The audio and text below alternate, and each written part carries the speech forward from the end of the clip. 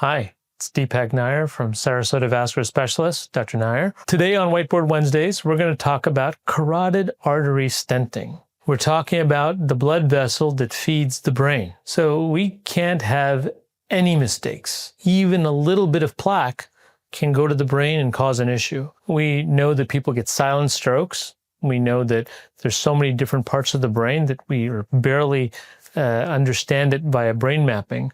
So it's very critical not to have even one little mistake during fixing your carotid. Why would you stent a carotid artery as opposed to doing surgery? Or why would you do surgery instead of the stenting? We do the surgery because the surgery removes all the plaque. The stent goes in and smushes the plaque to the side. We do it also because it's an easy place to get access to that artery. We don't have to go through a lot of structures. People usually go home within 24 hours after the surgery. If the plaque in the artery is all the way up in the skull base, which means we can't get to it, or we have to move your jaw to get to it, or very low down by your collarbone, we'd have to move that.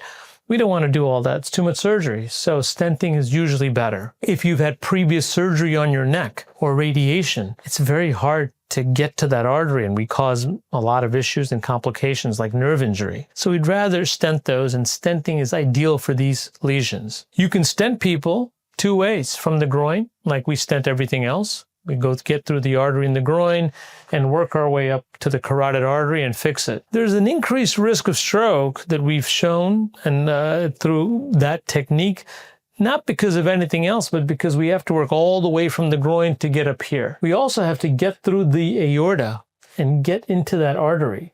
Sometimes that aorta has plaque in it and disease. And as we get up there, we can break debris loose and it can go to the brain. Now, we often do stenting using a transcarotid angioplasty and stenting, otherwise known as the TCAR. We make a small cut at the base of the neck and get access right here, not from the groin, not through all these other pipes that we might hurt on the way up, just right here. Then we reverse the blood flow. Fascinating technology. In case we break something off, it doesn't go to the brain. It goes backwards. We capture it in a filter, a much safer technique in terms of stroke. Nothing is foolproof, but it's safer.